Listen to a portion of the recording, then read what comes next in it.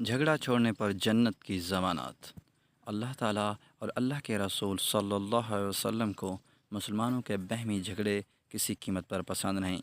مسلمانوں کے درمیان لڑائی ہو یا جھگڑا ہو، یا ایک دوسرے سے کھچاؤ اور تناؤ کی صورت پیدا ہو، یار بخش ہو، یہ اللہ تعالیٰ کو پسند نہیں۔ ایک حدیث میں حضور اقدس صلی اللہ علیہ وسلم نے ارشاد فرمایا، میں اس شخص کو جنت کے بیچوں بیچ گھر دلوانے کا ذمہ دار ہوں جو حق پر ہونے کے باوجود جھگڑا چھوڑ دے۔ یعنی جو شخص حق پر ہونے کے باوجود یہ خیال کرتا ہے اگر میں حق کا زیادہ مطالبہ کروں گا تو جھگڑا کھڑا ہو جائے گا، چلو اس حق کو چھوڑ دو تاکہ جھگڑا ختم ہو جائے۔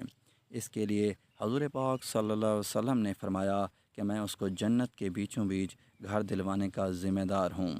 جی ہاں دوستو، اللہ پاک ہم سب کو آپس میں اتحاد و اتفاق سے رہنے کی توفیق عطا فرمائے، آمین۔